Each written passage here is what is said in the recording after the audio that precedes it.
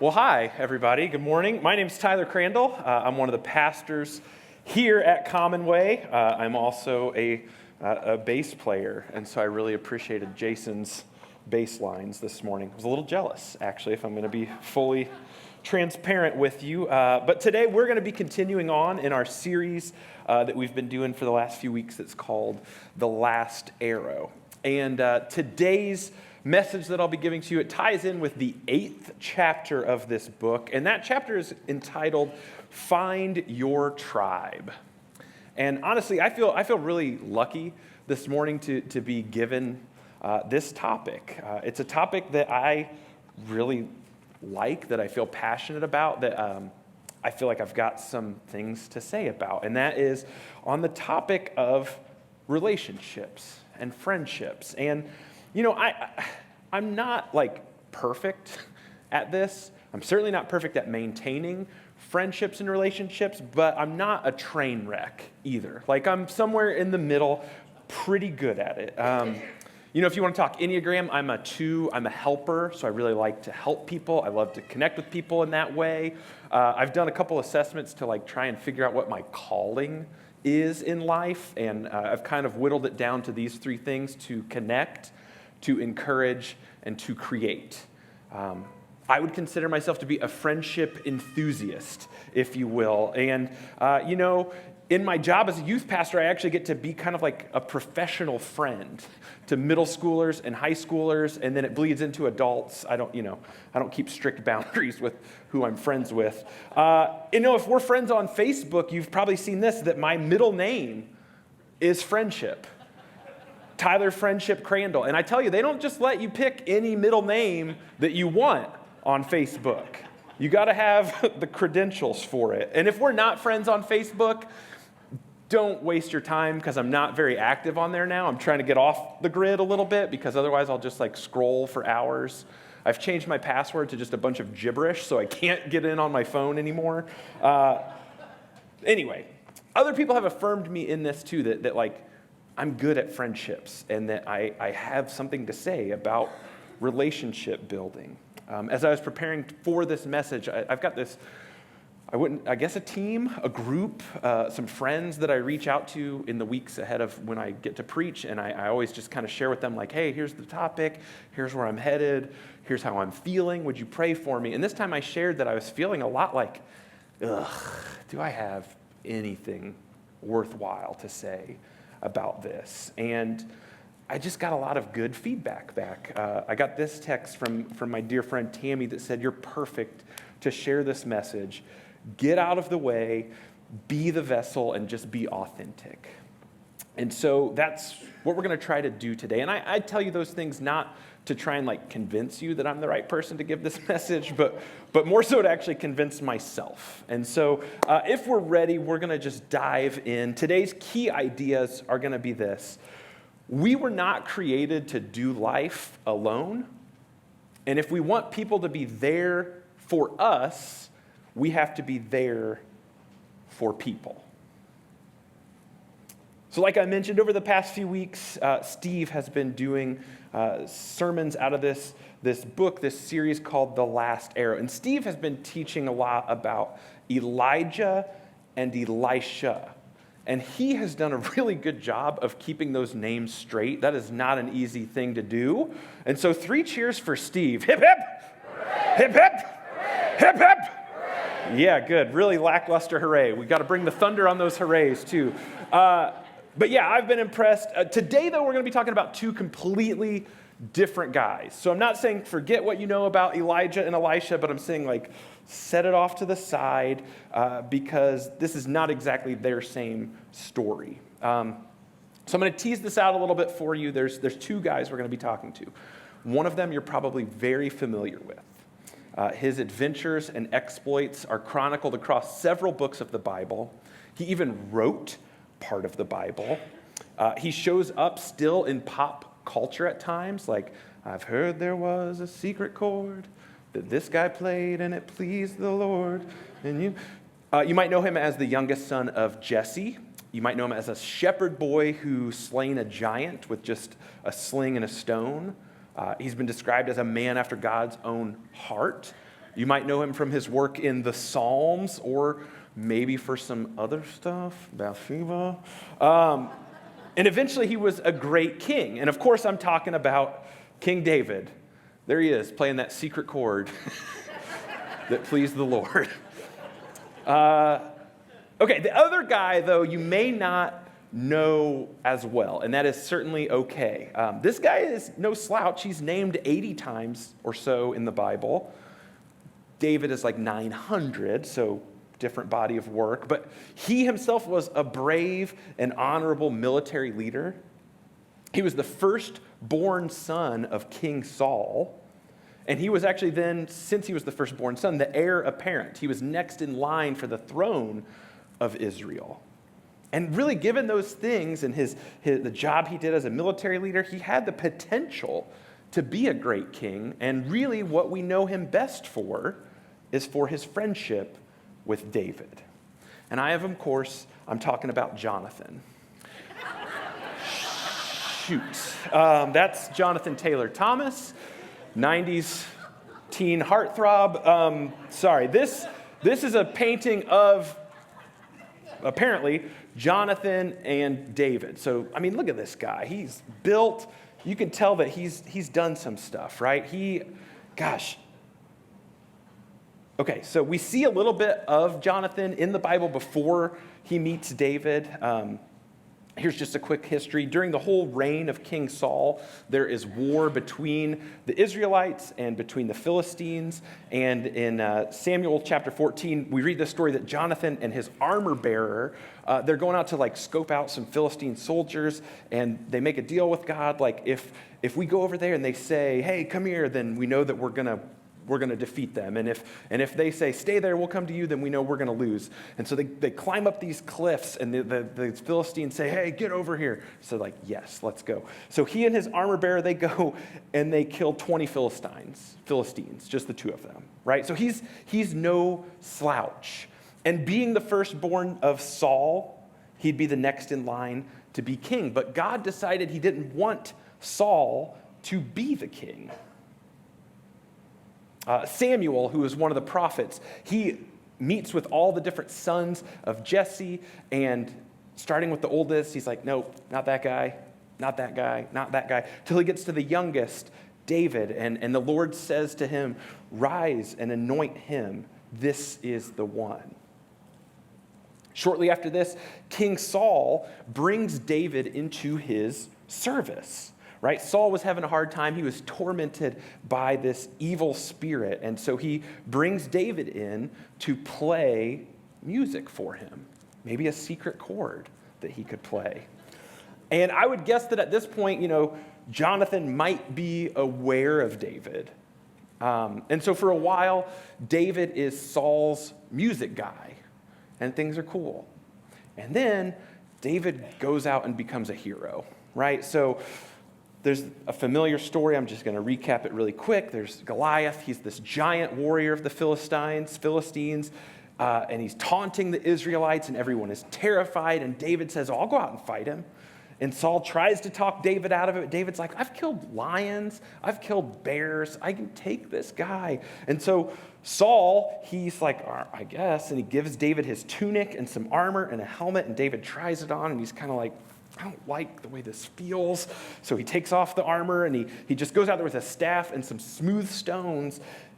And then he and Goliath, they go back and forth talking some smack, and then David defeats Goliath. And then he chops his head off. And then he takes the head all the way to Jerusalem, all the way up to King Saul. And it's here in this story that we learn about Jonathan and David meeting and forming this friendship. In 1 Samuel 18:1, it says, after David had finished talking with Saul, Jonathan became one in spirit with David, and he loved him as himself. Continuing on in the story, for a while, things are kind of okay. Saul is king, and Goliath is dead, and the people are happy about that. As I was thinking about this part of the story, I remembered at my wedding, we were taking pictures, and the photographer was like, all right, everybody smile real big. And my best friend, Andrew, said, come on, everybody smile like when Harry Potter killed Lord Voldemort. He's dead. And so we smiled. And anyway, I wrote in my notes here, Voldemort wedding, so that's good. Okay, so things are great for Saul right now. Goliath is dead. He's dead. He's got this super soldier in David that he can send out on pretty much any mission, and David's going to succeed. So David keeps getting these promotions and working his way up the ladder. The troops and all the officials, they really like him. In fact, kind of everybody likes him. There's even this song that people start singing in the streets where they say, and I don't know the tune, but we'll just pretend it's this, Saul has killed his thousands and David his tens of thousands. And Saul doesn't like that. So when faced with a dilemma of what should I do about this David guy, Saul and his son Jonathan they do completely opposite things. In this situation, the apple falls way far away from the tree. Saul is very angry. He hates that song that people are singing. He throws a spear at David while David is playing the lyre. And it says that David evades him twice. In an effort to let the Philistines kill David for him, he sends him on a suicide mission to try and collect 100, we'll call them trophies, from the Philistine army. And David, he goes out with some guys, and he does it, and he brings back 200 trophies. And with each of these successes, Saul is getting more and more afraid of David. So that begs the question, well, why did Jonathan do things differently? Saul is jealous. He is trying to kill David. He's trying to send David out so that he gets killed. Jonathan has an opposite response. And why is that? Well, it's because David and Jonathan were soul friends. This isn't just like acquaintances. This isn't just like a mutual admiration society. This is like they're ride or die for each other. That kind of friendship. It says, this is a slightly different translation, but it says, as soon as David had finished speaking to Saul, the soul of Jonathan was knit to the soul of David, and Jonathan loved him as his own soul. That's what I mean by soul friends. And how did Jonathan respond to this new soul friendship? Well, they make a covenant to protect one another, a bond, a solemn vow to kind of do like lifelong here for you witness. And Jonathan made a covenant with David because he loved him as himself. Jonathan took off the robe he was wearing and gave it to David along with his tunic and even his sword, his bow, and his belt. So what Jonathan does here by giving David his royal robe and his tunic and even his weapons is that he's symbolically giving David his kingly mantle. He's giving him the things that would show that he's royalty. He's taking them off and giving them to David. And for me, that seems crazy. It seems crazy back then that somebody would take this honor that they have, that they're the next in line to be the king, and then just give it away. Jonathan puts his friendship ahead of his own personal gain, his fame, his power, his own glory. As the story continues, he puts himself into danger over and over again by going to bat for his friend. Jonathan knows that his dad, King Saul, wants to kill David. He knows this, but he stands up to his dad.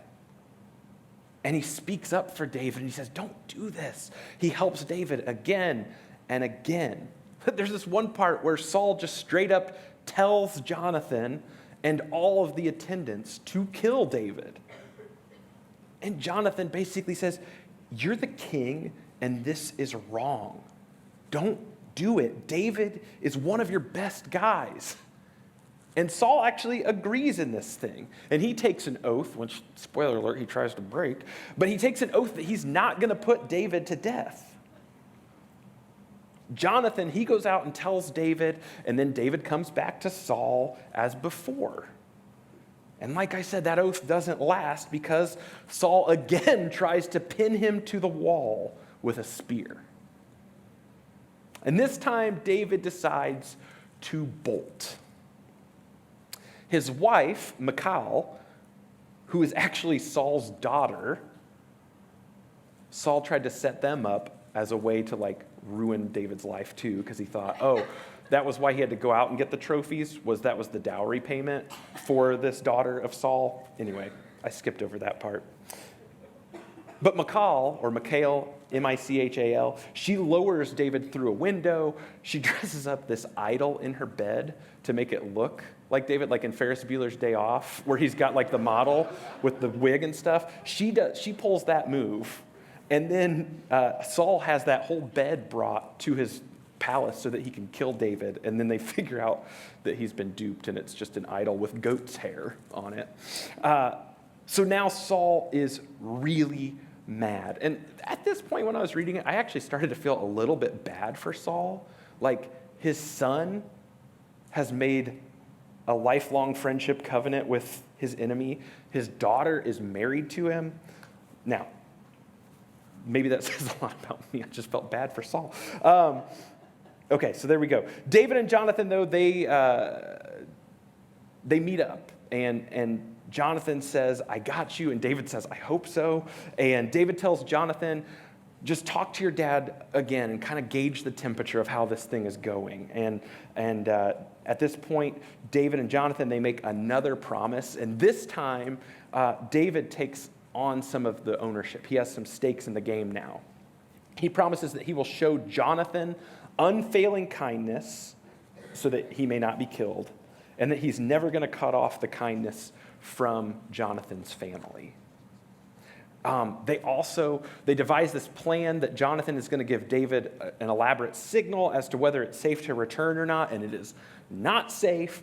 And so Jonathan runs out one more time, says goodbye, and then they part. And Jonathan says to David, go in peace, for we have sworn friendship with each other in the name of the Lord, saying, the Lord is witness between you and me, between my descendants and your descendants forever. So David flees, he hides out in a cave, and before long, he becomes the commander of this ragtag crew of 400 soldiers.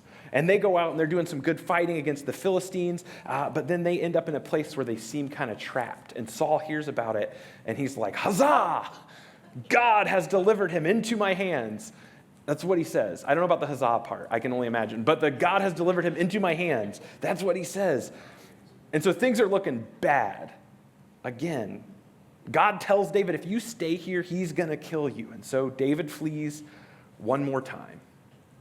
And his good friend Jonathan goes out to find him one more time. He encourages, he helps him find strength in God. He reassures him that Saul is not going to succeed in this, and you will be king of Israel one day. They made a plan that when all this happens, Jonathan would be David's second in command. And so they make another covenant, another promise. David has a couple of chances now to kill Saul, but he doesn't. And then shortly after this, Jonathan dies in battle. And then Saul, he is surrounded and he chooses to fall on his own sword rather than surrender. And when David learns about the death of Saul and the death of his dear friend Jonathan, he writes this lament, this song, and he orders that all the people of Judah learn it. And then later, when David is finally king, he seeks to honor this covenant that they made so many years before by tracking down a son of Jonathan by the name of Mephibosheth. Mephibosheth. Mephibosheth. I even wrote it out phonetically and still blundered it. Mephibosheth, he was disabled. He had an accident when he was a kid and couldn't use his feet. David brings him into the palace, and Mephibosheth eats at his table like one of his own kids. And that's one of the things about friendships and relationships, is that we've got to be there for people. We have to value people. Like Jonathan was there for David, and like David valued his commitment to Jonathan and his family.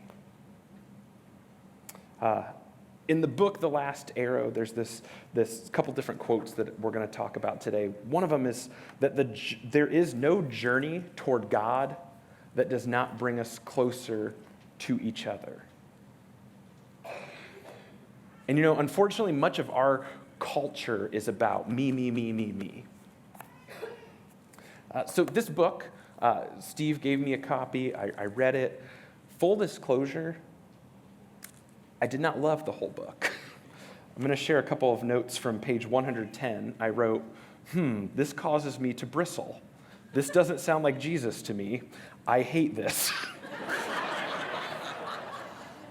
That was a section called The King's Portion, and for whatever reason, me and Erwin were not meeting on that. But then when I got to chapter 8, I could get behind that. That's called Find Your Tribe. The section that this is from is called The Expendables, which again made me roll my eyes a little, but this I think is really good. So it's odd how we prioritize the things that matter to us. We choose a career or job. We choose a city or a place to live. We make so many things important to us, but in all the things we factor in as we craft our futures, we make the people in our lives a commodity of, at best, secondary importance. We would take a job and give up our people rather than choose a tribe and give up the job. We don't say it like this, but many of us have been mentored by a culture that makes money more important than relationships. You can always meet new people. You can always make new friends. You can always find a new church. In our way of thinking, these are expendable, replaceable aspects of our lives.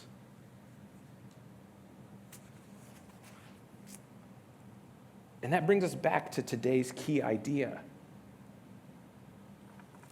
We were not created to do life alone.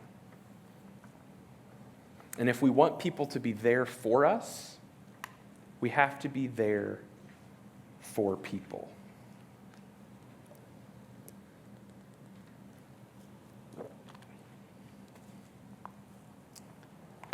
So Steve gave me that book right before Christmas, and I started reading it, and I was able to finish it January 6th. And in that period of time, from Christmas to January 6th, a whole lot changed in my life. It was a roller coaster.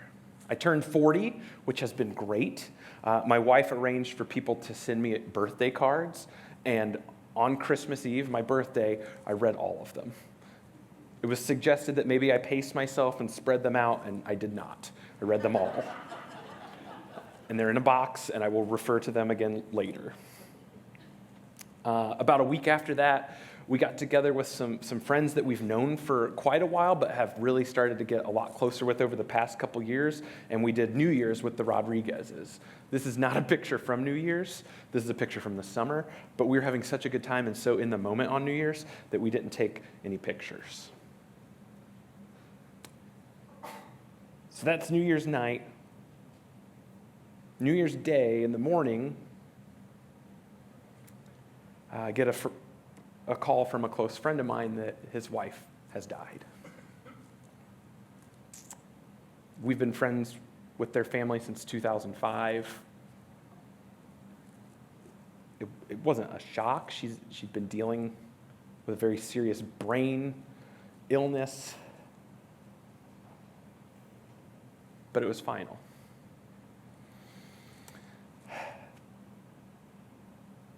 That same day, there was a party planned by some other dear friends. It was like a tradition that we did for a lot of years and then stopped, and then they were going to bring it back. It was the New Year's soup party.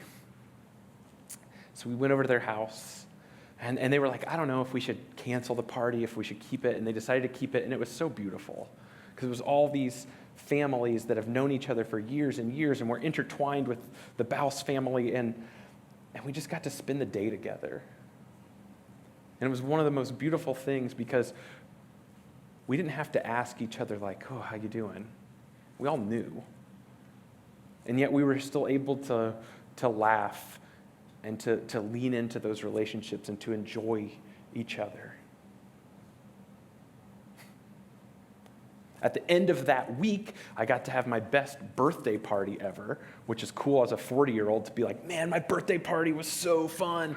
But I did this musical reunion and retrospective. I've been in bands since I was 16, and I asked all these people to come back and play music with me, and so we did. And so this is Steve and me and Jordan and Andrew and Jimmy and Chris, and it was just like the best. Some of these guys drove an hour and a half to be there that night, and we all agreed that it was just the best.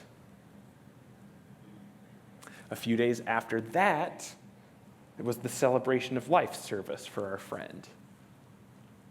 And again, it was a beautiful day, and it was a terrible day.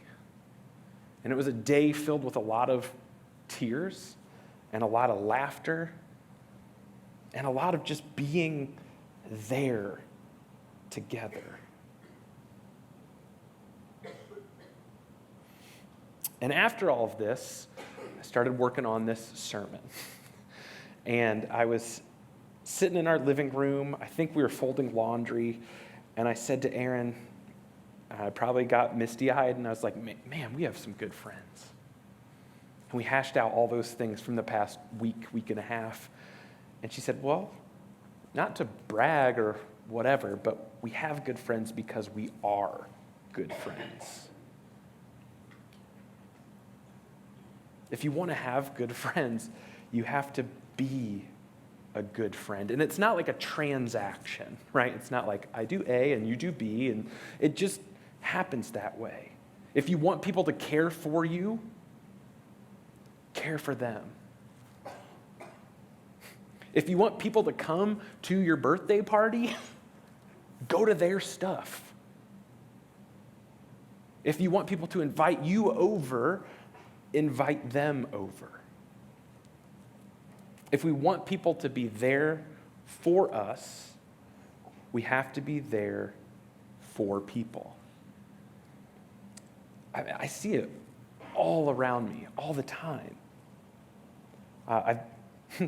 To say I've been doing this workout study would be misleading. I've been a part of a workout study at Ball State, but I've been in the control group, so I haven't been allowed to work out for 12 weeks. Diet starts tomorrow, and so does the training. But anyway, as I've been in there for these appointments, because I still had to go and have like tissue samples and stuff, even though I haven't worked out, just seeing like the group of people that works there and is there all day, every day together, and just like there's a connection, there's a care. I saw it at the caffeinery on Friday. I met up with somebody, and two of the employees were just looking at each other, and then one of them gave the other a big hug. People who are like-hearted, and I like that phrase more than like-minded, because I think it's really healthy for us to spend time with people that have different thoughts and opinions than us. But to be like-hearted means like we value the same things matter to us, we have common goals. And when you hang out with people that have common goals, it leads to just like this genuine care and bond. There's an ancient African saying that says, if you want to go fast, go alone. If you want to go far, go together.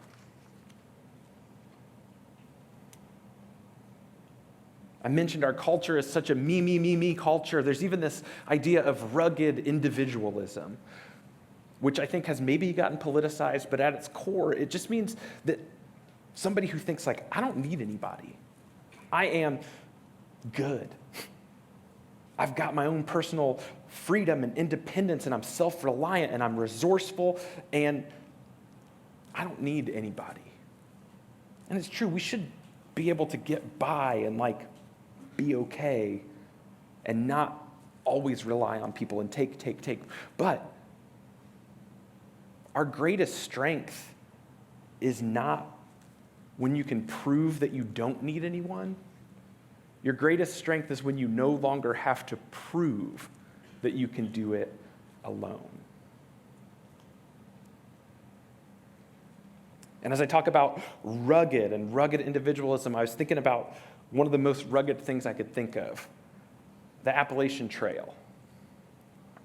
My father-in-law, Larry, he set out to section hike the Appalachian Trail. He was going to do the whole trail, but he's like in his 70s now, and so he wasn't going to do it all in one sitting. He was going to break it up over years and do a section at a time, and he kind of planned to do it alone. This is him on his first day on the trail. And, he was like, I'll probably run into people, I'll meet people, but yeah, I'm going to do it alone. On his second time out there, like his second section he was going to do, he meets this guy named Joe. And Joe and Larry, they have a few things in common. They were both engineers.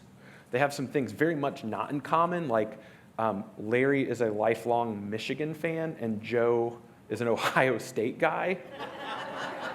And so just that alone is almost as miraculous as David and Jonathan.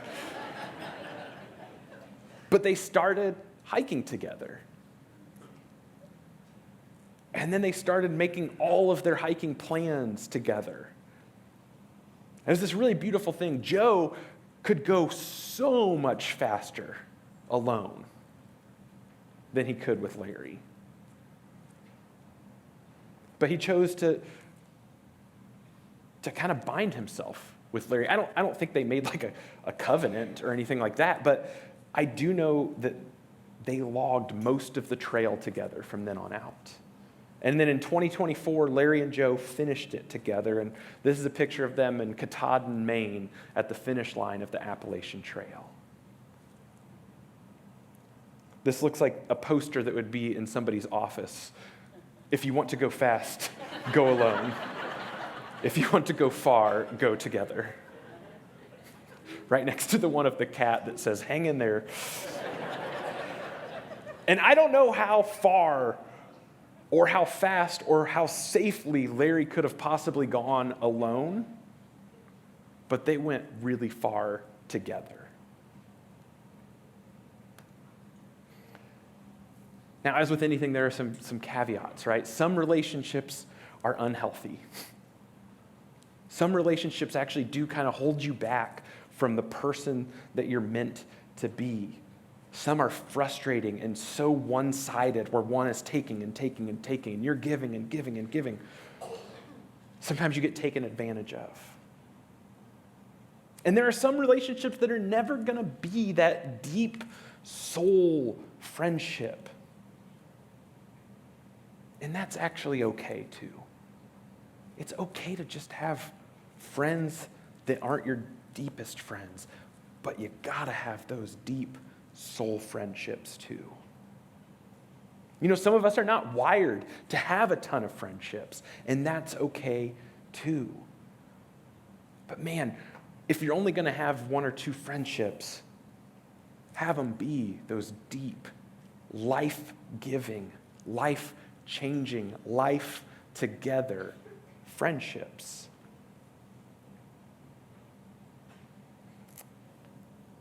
One of the things I was thinking of is how these soul friendships are built on love. And I think the best definition of love comes from 1 Corinthians. Love is patient, love is kind, it does not envy, it does not boast, it is not proud, it does not dishonor others, it is not self-seeking, it is not easily angered, it keeps no record of wrongs. Love does not delight in evil, but rejoices with the truth. It always protects, always trusts, always hopes, always perseveres. Love never fails.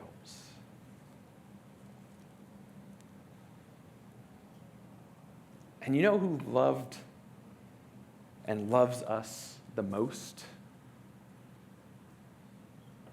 Anyone want to take a guess?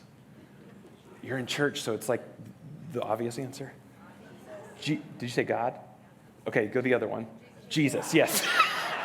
Nailed it. You got a 50-50 chance. God does too, but Jesus is who I was going to talk about. He's the best friend we could ever have. He is the best friend we could ever have. And so when you are cultivating these friendships with people, don't neglect the friendship with Jesus. A friendship with Jesus is just like any relationship. You got to spend time together. You got to spend time in conversation and reading about each other. I don't know that Jesus is reading about me, but I'm reading about him.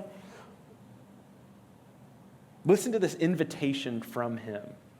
And I always go to the Message translation for this because I love it. Are you tired? Are you worn out? Are you burned out? Come to me. Get away with me and you'll recover your life. I'll show you how to take a real rest.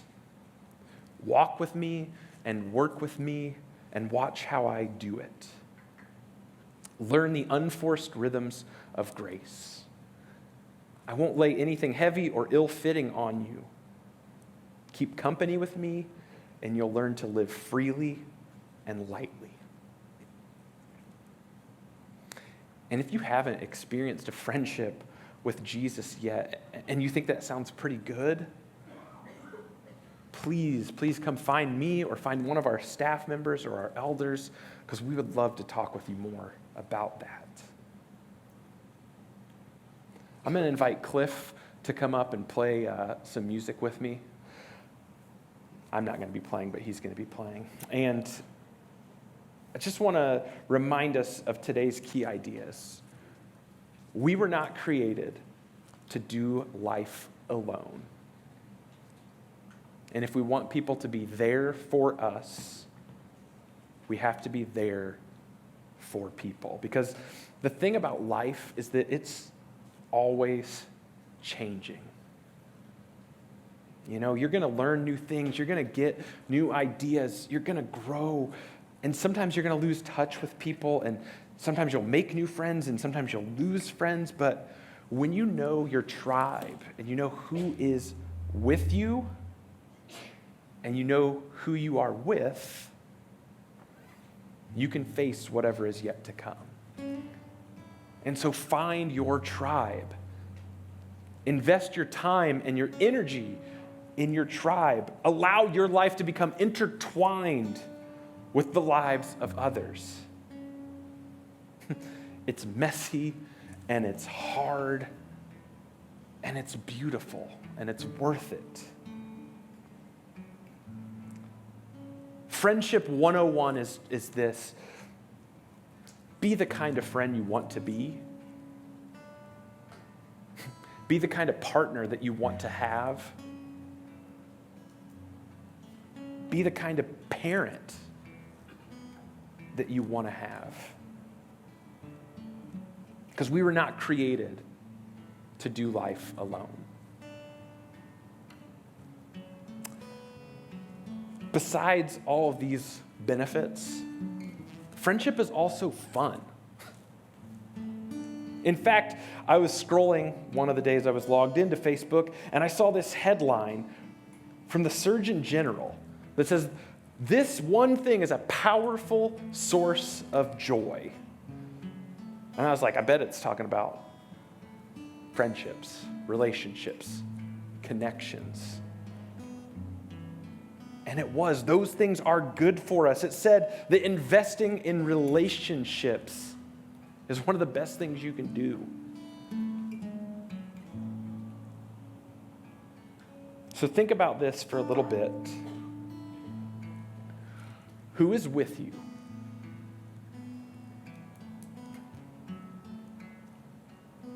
Who is with you?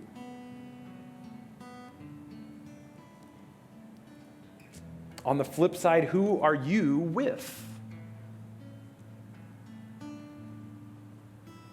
So you got some names maybe. Think about the people around you. Where do you need to be there with people? And think about yourself. Where do you need people to be there with you? With is such a powerful thing. To be with people, to be for people, it's one of the best things we can be.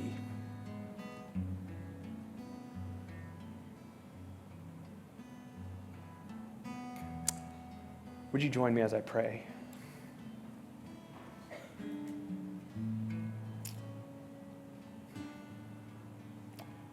For the friends we have and the friend that we would be, we ask for Christ's example and for his grace.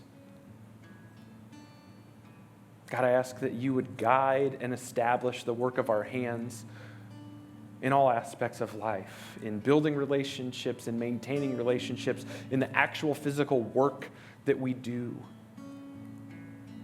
God, guide the work of our hands and establish the work of our hands. Lord, I pray this blessing over our congregation today as we close. Let nothing disturb thee, nothing affright thee. All things are passing, God never changeth. Patient endurance attaineth to all things, whom God possesseth, in nothing is wanting. Alone God sufficeth. In the name of the Father, the Son, and the Holy Spirit. Amen. We're not meant to do life alone, guys. Thanks for being here with us today, and we'll have people praying in the corners if you want to pray, if you want to talk more about Jesus or something. Find me, find our staff, find an elder, and we hope to see you next week. Thanks for being here today.